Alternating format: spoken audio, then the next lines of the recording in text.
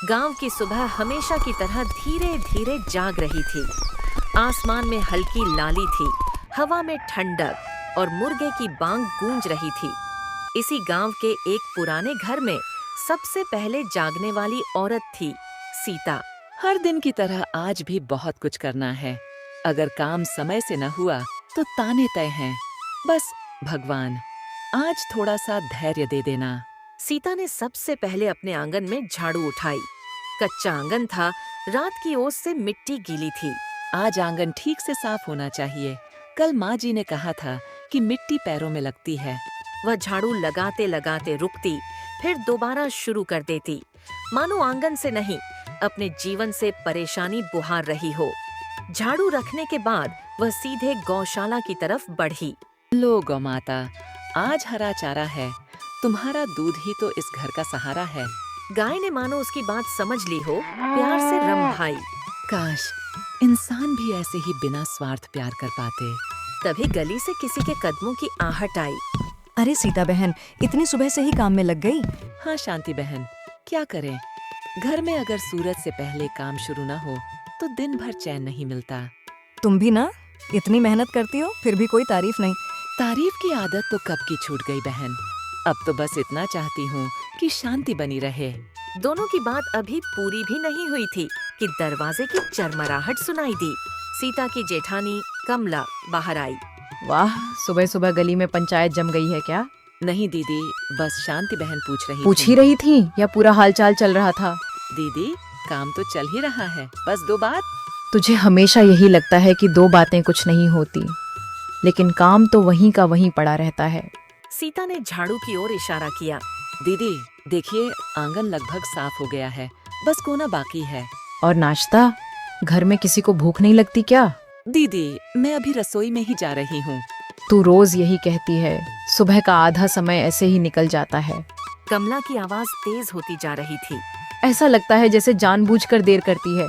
हम सब भूखे रहें, यही चाहती है क्या? नहीं दीदी, ऐसी कोई बात नहीं। मैं भला क्यों? तभी अंदर से एक भारी आवाज आई। सीता की सास धर्मावती बाहर आई। सुबह सुबह यह शोर क्यों मचा रखा है? माँ जी देखिए ना, काम छोड़कर गली में खड़ी बतियाती रहती है। माँ जी मैं काम ही कर रही थी, बस। बस कुछ नहीं, मुझे रोज सुबह यही तमाशा सुनना पड़ता है। धर्मावती ने आंगन पर नजर डाली। अभी तक झाड़ू ही चल रही है, दिन चढ़ आया। माँ जी बस थोड़ा सा बाकी है। हर बात का जवाब तैयार रहता है, जा अंदर और नाश्ता बना। सीता बिना कुछ बोले झाड़ू रख देती है। माँ जी आज कुछ अच्छा खाने का मन है, बहुत दिन हो गए। हाँ, आज पकौड़े बन जाने चाहिए। माँ जी पहले नाश्ता। अरे अब ये बताएगी कि क्या पहले बनेगा? पहले नाश्ता फिर पकौड़े, और ढंग से बनाना। सीता चुपचाप रसोई में चली गई। चूल्हा जला, आटा गूंथा, सब्जी कटी। अगर सब ठीक बना तो शायद आज डांट कम पड़े।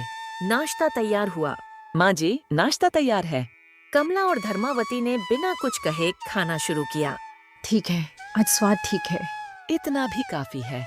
नाश्ता परोसने के बाद सीता खुद खाना खाने बैठी ही थी, तभी कमला की आवाज आई। अरे सीता खुद बैठ गई? दीदी बस धोने वाले।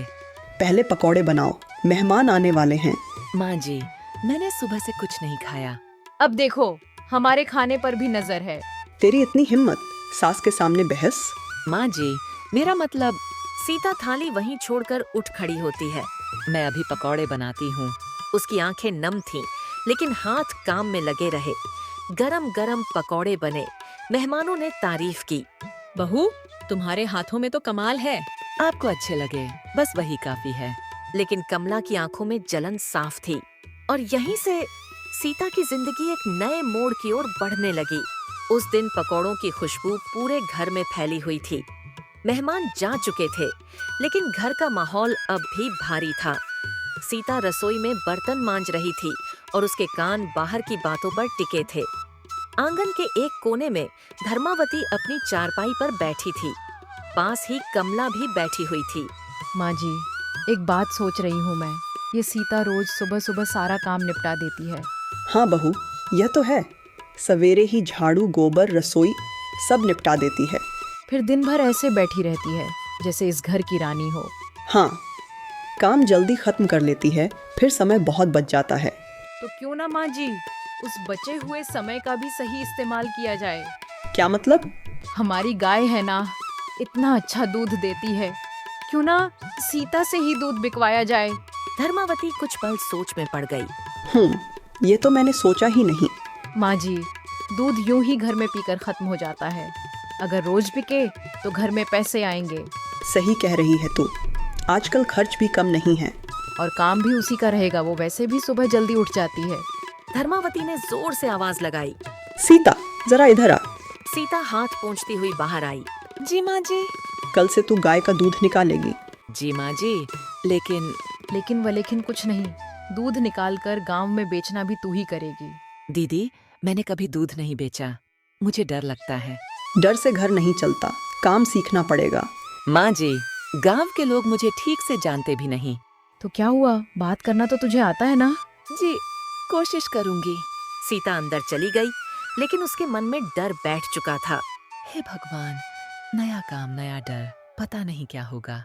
अगली सुबह अभी अंधेरा पूरी तरह गया भी नहीं था। सीता उठ चुकी थी। आज देर नहीं होनी चाहिए, सब कुछ समय पर करना है। उसने बिना किसी को जगाए आंगन बुहारा, घर साफ किया, रसोई में खाना चढ़ाया। बस थोड़ा और। फिर वह गौशाला में पहुंची। लो गौ माता, आज से तुम्हारा दूध गांव जाएगा। गाय शांत थी, जैसे सब समझ रही हो। सीता ने बाल्टी भर दूध निकाला। माँ जी, दूध निकाल दिया है। अच्छा, अब डिब्बे में डाल और बेचने निकल। और ध्यान रखना, पूरा हिसाब चाहिए। सीता दूध का डिब्बा उठाकर गांव की ओर चल पड़ी। भगवान, आज इज्जत बचा लेना। रास्ते में कुछ घर आए। अरे बहू, ये दूध बिकाऊ है क्या? जी हाँ, हमारी गाय का है। दूध अच्छा लग रहा है, एक पाव दे देना। सीता ने कांपते हाथों से दूध दिया। ये लीजिए।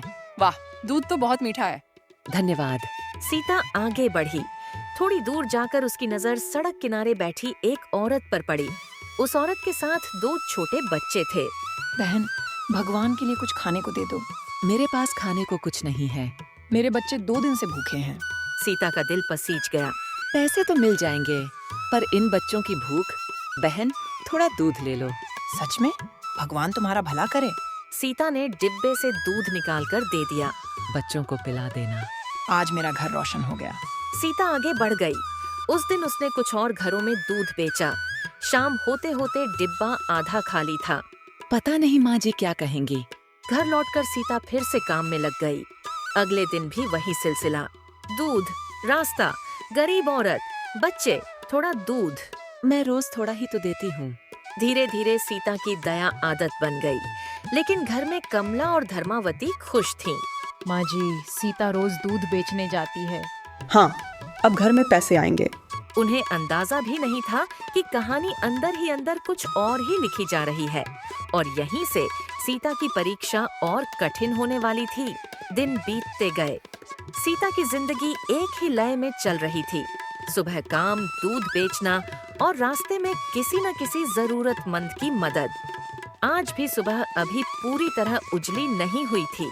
आज भी जल्दी उठना होगा, अगर जरा भी देर हुई तो माँ जी का मूड बिगड़ जाएगा।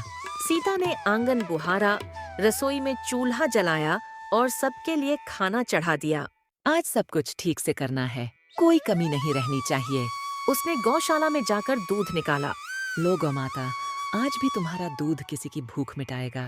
बाल्टी भर चुकी थी। सीता ने दूध डिब्बे में डाला। सीता, दूध तैयार है क्या? जी माँ जी, अभी लेकर निकलती हूँ।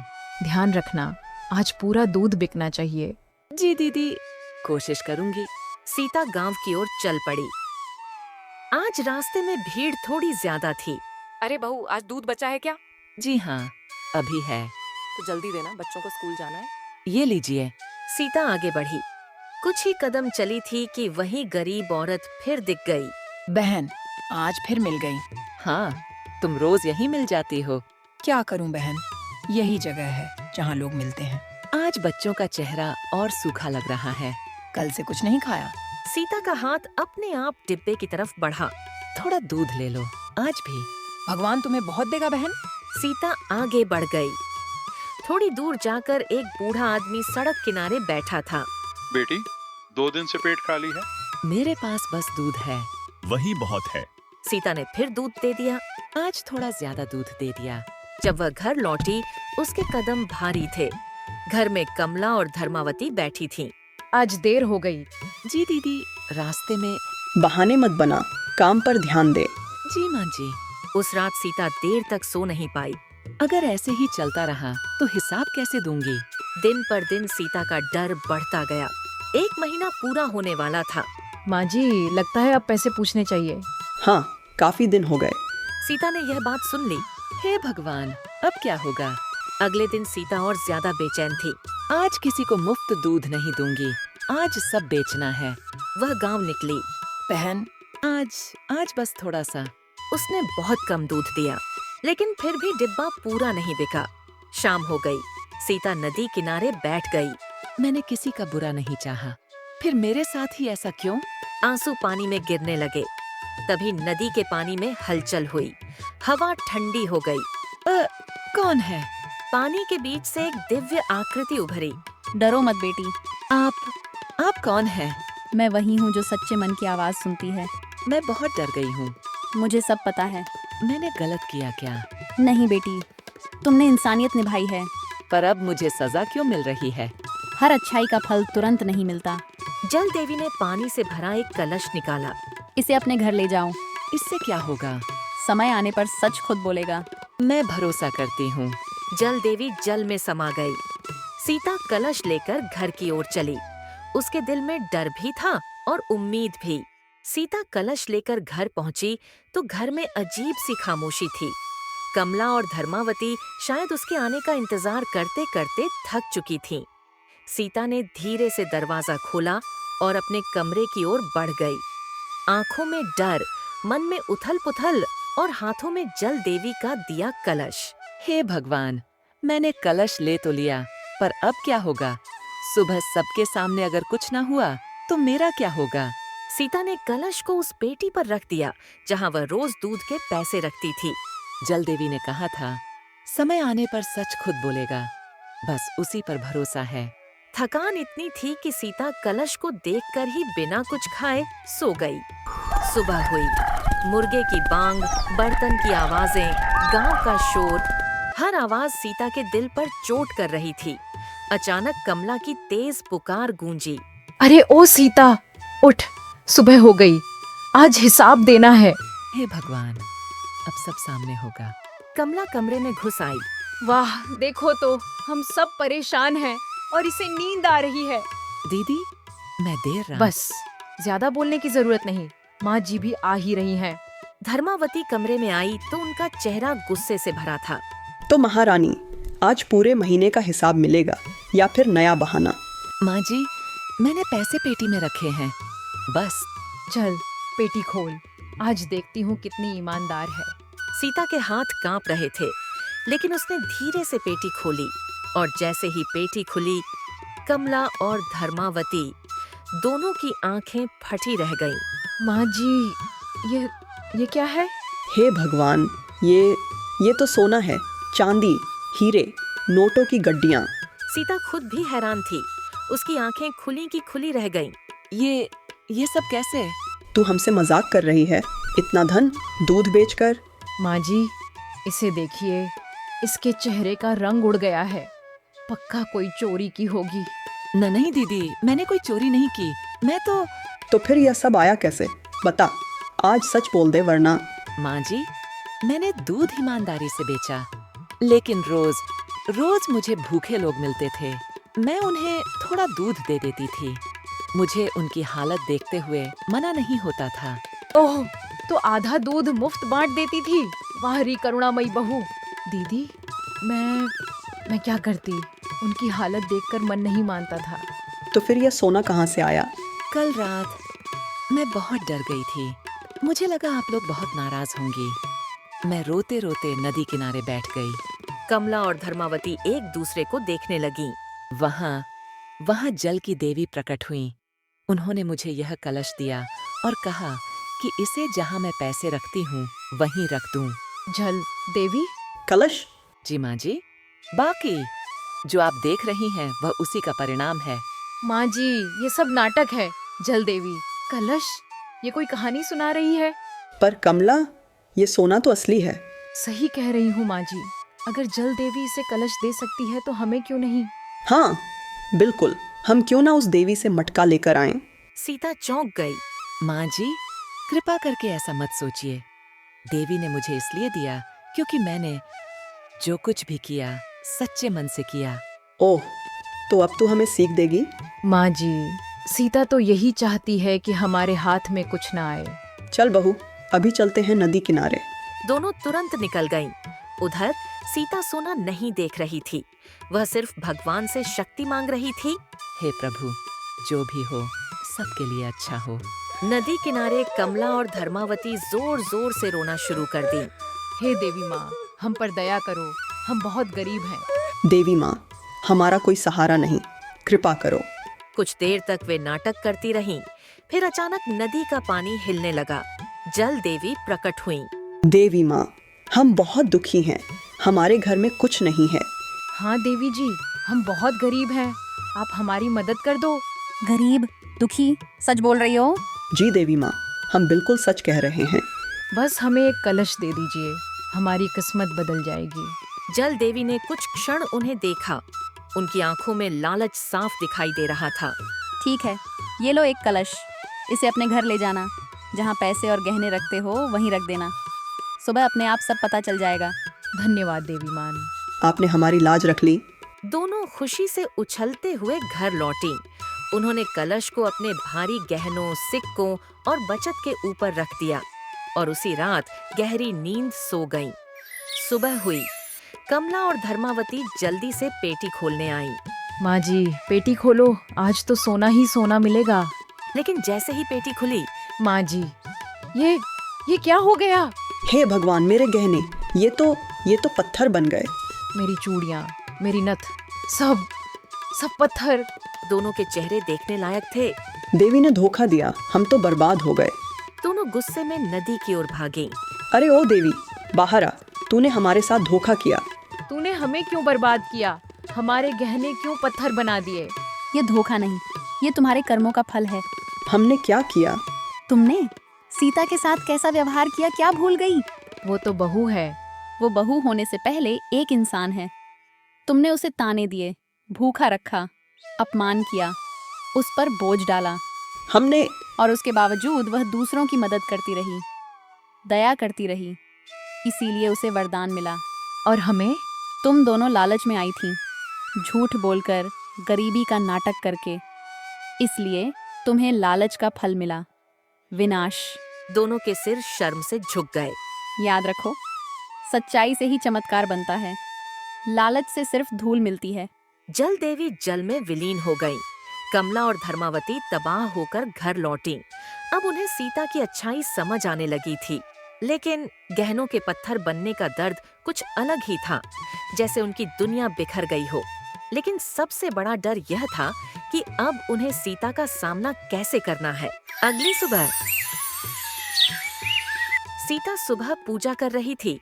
उसके चेहरे पर शांति थी, लेकिन दिल में हिचक। क्या आज भी ताने मिलेंगे या आज कुछ अलग होगा? सीता, जरा इधर आ बहू। जी माँ जी, आ रही हूँ। सीता उनके पास आई, लेकिन उसने उनके चेहरों की घबराहट पकड़ ली। माँ जी, सब ठीक है ना? वो जो कलश था जो हम नदी से लाए थे, उसके बारे में तुझसे बात करनी है। कलश, उसका क्या हुआ माँ जी?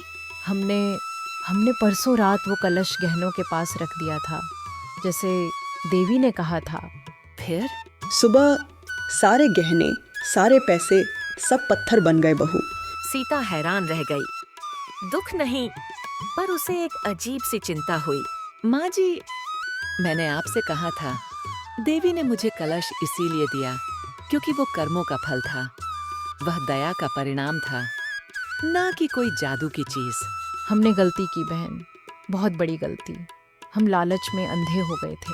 बहू, हमसे गलती हुई, हमने तुम्हारे साथ अच्छा नहीं किया, हमने तुझे समझा नहीं, हम तो सिर्फ अपने फायदे में लगे रहे। सीता का दिल पसीज गया। उसने कभी यह दिन देखने की उम्मीद नहीं की थी। माँ जी, मुझसे भी शायद कुछ बातें आपको नहीं बतानी चाहिए थीं, पर कभी भी मेरे मन में आपके लिए बुरा भाव नहीं आया। तू तो हमारी बहू होकर भी हमेशा दूसरों का भला सोचती रही और हम तुझे तकलीफ देते रहे। बहन, तूने जो किया वो कोई और करता ही नहीं। तूने आधा दूध घर वालों को बताए बिना गरीबों को दिया और हम सोचते रहे तू चालाकी कर रही है। दीदी, गरीबों की भूख मैंने अपनी आंखों से देखी है। उनकी हालत देखकर दूध रोक नहीं पाई। ये मेरा फर्ज नहीं, मानवता थी। कमला और धर्मावती अब पूरी तरह टूट चुकी थीं। बहू, क्या तू हमें माफ कर देगी? माँ जी, मैं बहुत साधारण हूँ। मेरे दिल में नफरत के लिए जगह ही नहीं है। आपने जो कहा और किया मैं भुला सकती हूँ। बस आगे से किसी के साथ भी अन्याय न हो, मैं इतना ही चाहती हूँ। धर्मावती रो पड़ी। उन्होंने सीता की आंखों की ओर देखा। आज मुझे पहली बार समझ आया कि अच्छाई कैसे घर में रोशनी फैलाती है। वहीं कमला भी शर्म से सिर झुकाए खड़ी थी। बहन, मैंने तुझे गलत समझा, तुझे ताने दिए, तुझसे काम भी खूब करवाया। माफ कर दे मुझे। दीदी, जब भी दिल में पछतावा हो, गलतियाँ अपने आप मिट जाती हैं। मैंने कुछ नहीं रखा दिल में। रसोई में जाते हुए सीता ने एक नई ऊर्जा महसूस की। वह उसी शांति के साथ खाना बनाने लगी जैसे हर दिन बनाती थी। लेकिन माहौल बदल चुका था। दोपहर में गांव की कुछ औरतें घर आईं। सीता ने उन्हें पानी दिया, पकौड़े परोसे और सब मुस्कुराते हुए बातें करने लगीं। सीता बहन, हमने सुना है कि तुम्हारे हाथों का स्वाद इस गांव में सबसे अलग है। नहीं बहन, मैं तो बस मन लगाकर खाना बनाती हूँ, बस इतना ही। लेकिन तुम्हारी दया, उसकी चर्चा भी पूरे गांव में है। तुमने इतने गरीबों की मदद की, ये हमें आज ही पता चला। बहन, जरूरतमंदों की मदद करना तो मनुष्य का कर्तव्य है। इसी बीच कमला अंदर आई, लेकिन आज उसका व्यवहार बदला हुआ था। बहनों, आज जो भी आप यहाँ खा पी रही हैं, वो सब सीता की मेहनत है। तो उसकी तारीफ मुझसे नहीं, उससे ही कीजिए। सीता हैरान हो गई। कमला पहली बार उसके पक्ष में बोल रही थी। अरे कमला देवरानी, आज तो तेरी भाषा बदल गई। लगता है घर में कुछ अच्छा हुआ है। हाँ बहनों, हमारे घर में आज अच्छाई की जीत हुई है और इस जीत का कारण है सीता की दया। सीता के लिए यह सुनना एक चमत्कार जैसा था। शाम को जब सीता खेतों की तरफ जा रही थी तो गांव के कुछ बुजुर्ग उसके पास आए। बहू, गांव में दूध बांटने वाली वो दयालु लड़की तुम ही हो ना? जी, लेकिन किसी ने बताया आपको? अरे बहू, आजकल कुछ छुपता है क्या? तूने बहुत लोगों की मदद की है। मैंने तो बस। तूने इंसानियत निभाई है। इस गांव को तेरी जैसी बेटियां चाहिए। सीता की आंखें नम हो गईं।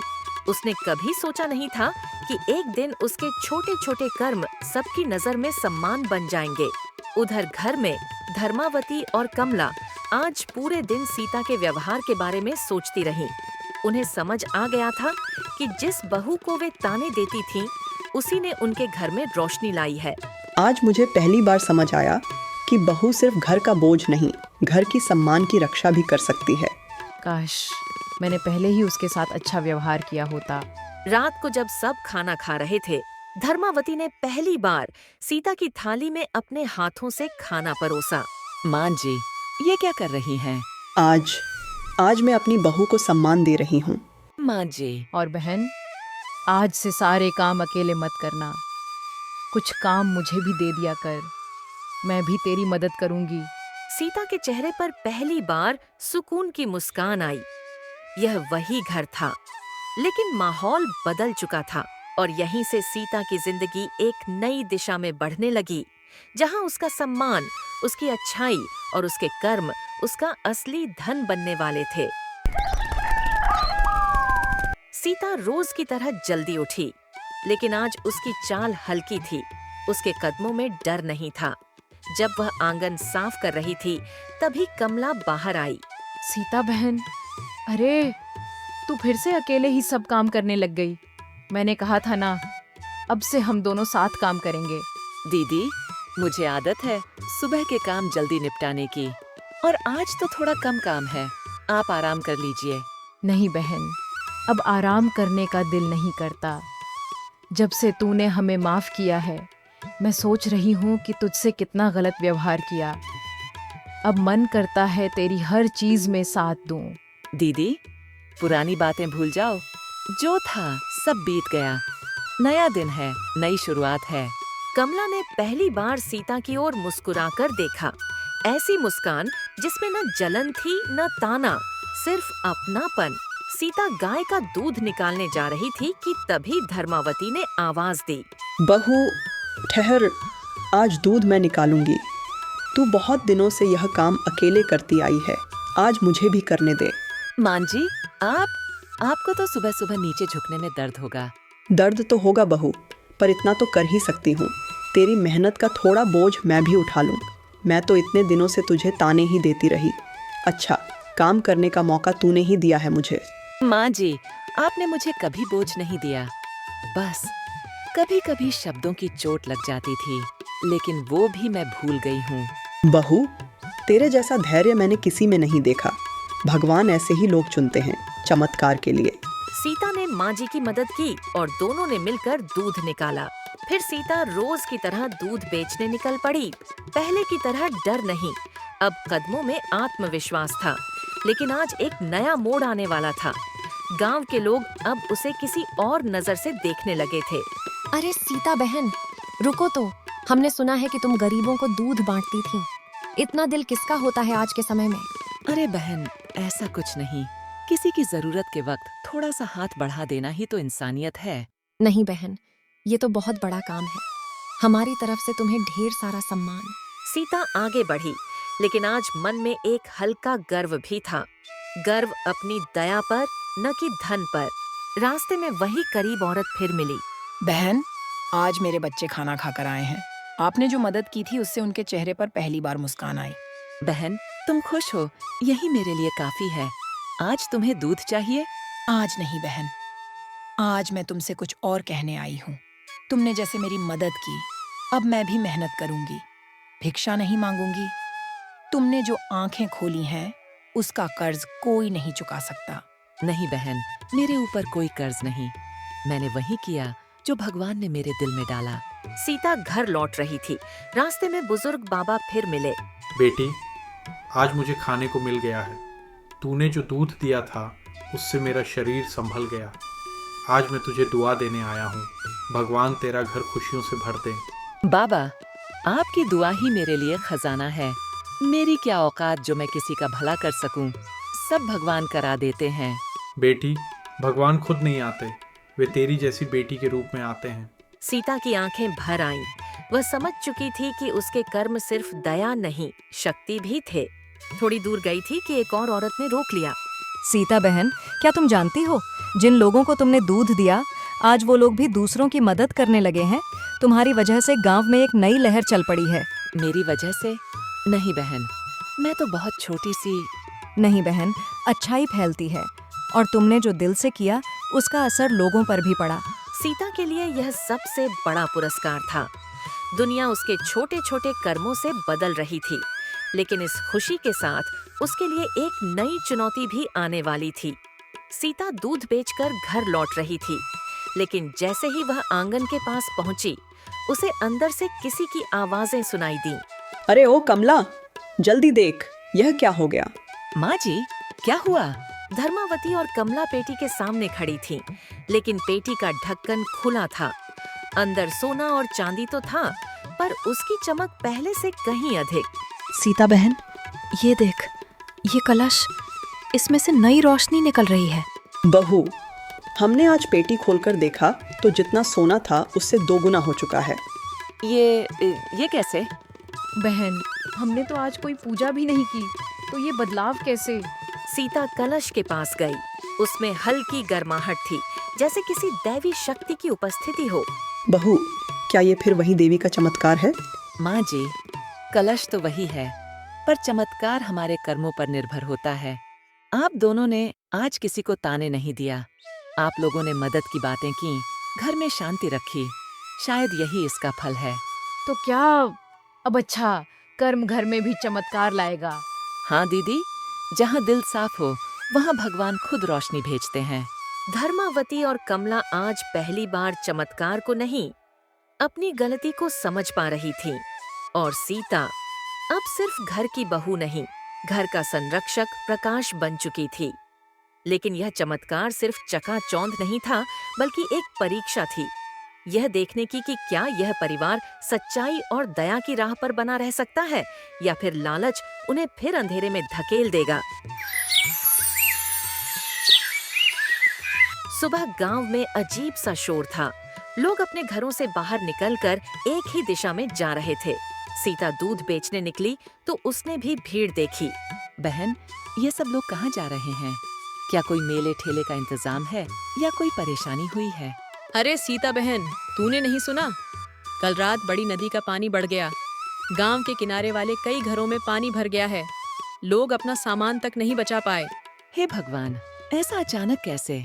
बारिश तो ज्यादा नहीं हुई थी, पर शायद पहाड़ों की तरफ कुछ टूटा होगा। गरीब लोग बहुत परेशान हैं बहन। उनके पास न खाना है न कपड़ा। कुछ लोग तो भूखे बैठे हैं।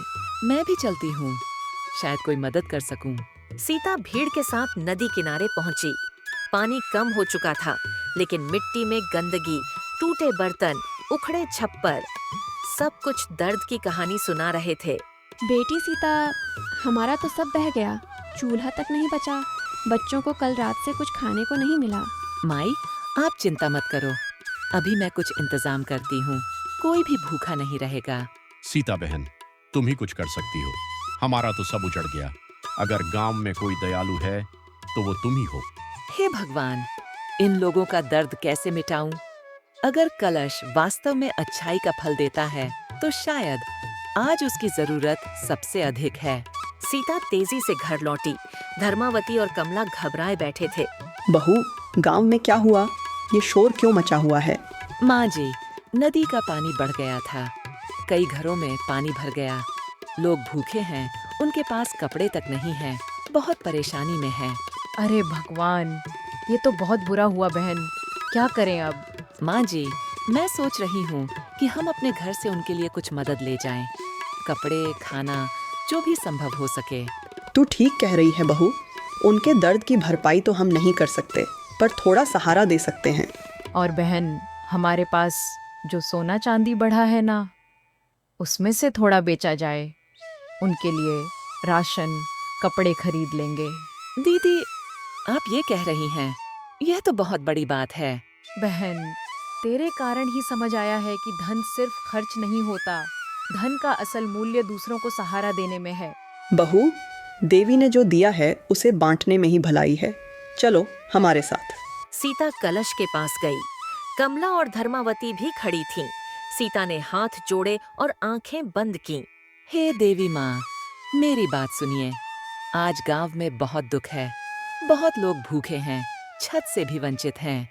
अगर मेरी कोई प्रार्थना स्वीकार हो तो इस कलश में इतना आशीर्वाद दीजिए कि मैं सबकी मदद कर सकूं। मेरी इच्छा धन नहीं, सिर्फ राहत है। कलश हल्का सा चमका। एक शांत गर्माहट भरी रोशनी पेटी में फैल गई। माँ जी, ये रोशनी, ये तो कल रात से भी तेज है। बहू, कहीं देवी ने तेरी बात सुन ली? सीता ने धीरे से ढक्कन उठाया। पेटी के अंदर सोने के सिक्कों का ढेर पहले से भी अधिक बढ़ चुका था। चांदी के जेवरों की संख्या 2 गुनी थी। नोटों की गड्डियां जैसे खुद ब खुद आ रही हों। हे देवी माँ, आपने सच में सुन लिया। मैं वादा करती हूँ, यह धन केवल जरूरतमंदों के लिए है। बहू, आज तू हमारी नहीं, पूरे गांव की संरक्षक बन गई है। चलो बहन, आज हम सब मिलकर लोगों की मदद करेंगे। थोड़ी देर बाद सीता, कमला और धर्मावती सामान लेकर गांव के नदी किनारे पहुंचे। राशन के थैले, कंबल, कपड़े और बच्चों के लिए दूध। सीता बहन आ गई। हमारी उम्मीद की किरण आ गई। बहन, भगवान तुझे बहुत देगा। तूने हमें आज नया जीवन दिया है। नहीं माई, ये सब सीता की बदौलत है। हमने तो बस उसका साथ दिया है। आज समझ आया कि जो दूसरों के लिए दिल से खड़ा हो वही असली धनवान होता है। सीता ने हर परिवार को जरूरत अनुसार सामान दिया। किसी को चावल, किसी को दाल, किसी को कंबल। हर चेहरे पर राहत थी। बेटी, आज फिर तूने साबित कर दिया कि तू भगवान की भेजी हुई है। तेरे हाथ में दया नहीं, वरदान है। बाबा, अगर कभी मेरी वजह से किसी का दुख कम हो जाए तो वही मेरे लिए सबसे बड़ा पुरस्कार है। शाम को प्रधान ने गांव की सभा बुलवाई। सब लोग सीता की प्रशंसा कर रहे थे। आज इस सभा में हम एक बात साफ कहना चाहते हैं। सीता ने जो किया है वो सिर्फ मदद नहीं, पूरे गांव की जान बचाने जैसा है। उसके सम्मान में हम गांव का एक विशेष पुरस्कार उसे देना चाहते हैं। प्रधान जी, मैं तो बस जो सही लगा वही किया। मदद करने से बड़ा पुरस्कार कोई नहीं होता। नहीं सीता, आज तू सिर्फ बहू नहीं, गांव की बेटी है। आज से तू हमारे गांव की करुणा दूत है। सीता बहन की जय हो, सीता बहन की जय हो। सीता ने आंखें उठाईं आकाश में चमकते तारों की ओर, जैसे जल देवी की मुस्कान उन तारों में चमक रही हो। हे देवी माँ, मैं वादा करती हूँ, जब तक सांस है मैं दूसरों की मदद करती रहूंगी, अच्छाई की राह से नहीं हटूंगी। और यही वादा उसे अगले और बड़े चमत्कार की ओर ले जाने वाला था। एक ऐसा चमत्कार जो उसकी जिंदगी को हमेशा के लिए बदल देगा। गांव में सीता के किए कामों की चर्चा चारों तरफ फैल चुकी थी। कलश के चमत्कार और सीता की दया के कारण गांव में उम्मीद की नई हवा बह रही थी। पर एक आखिरी संकट अभी भी बाकी था। गांव का कुआं अचानक खारा हो चुका था। सीता बहन, हम क्या करें? कुएं का पानी कड़वा हो गया है, बच्चों को प्यास लगी है, हम सब परेशान हैं। बहन, चिंता मत करो, हम कोई रास्ता जरूर निकालेंगे। जब इतने संकट दूर हुए हैं तो यह भी दूर होगा। सीता घर लौटी और सीधे कलश के पास गई। हे देवी माँ, अभी गांव बड़ा संकट में है। अगर मेरी कोई प्रार्थना आपके चरणों तक पहुँचे तो कृपा करके इस गांव को बचा लीजिए। मेरा उद्देश्य धन नहीं, सिर्फ लोगों की प्यास बुझाना है। कलश हल्का सा चमका, इतना कि बस सीता और उसकी सास देवरानी देख सके। उसमें थोड़ा पानी भर आया, जो साधारण पानी जैसा नहीं बल्कि चमकदार और शुद्ध था। माँ जी, मैं इसे कुएं में डालकर देखती हूँ, शायद यही समाधान हो। सीता गांव वालों के साथ कुएं पर पहुंची। सबकी उम्मीदें उसी पर टिकी थीं। हे देवी माँ, इस गांव की रक्षा कीजिए। साफ पानी ही लोगों के जीवन की जरूरत है। जैसे ही कलश का पानी कुएं में गिरा, कुएं का पानी हल्का सा चमका और कुछ ही मिनट में साफ हो गया। अरे देखो, पानी बिल्कुल साफ हो गया। बेटी, आज तूने प्यासे गांव को जीवन दे दिया। भगवान तुझे सदैव आशीर्वाद दें। सीता वहां से घर लौटने लगती है, मन में सिर्फ एक ही ख्याल कि आज भी एक अच्छा काम हुआ उसके हाथों से। बहू, आज तूने दिखा दिया कि असली शक्ति दिल की दया में होती है, न कि धन में। सीता बहन, आज से तू सिर्फ हमारी बहू नहीं, हमारी प्रेरणा बन गई है। माँ जी, दीदी, मैंने कुछ नहीं किया। अच्छाई का फल तो बस सबके दिल में फैल गया है। इसी में भगवान का वास है। इस कहानी से हमें यह सीख मिलती है कि जिसके दिल में करुणा हो, उसके लिए भगवान खुद रास्ता खोलते हैं। सीता के हाथों से मदद करवाना देवी की ही इच्छा थी।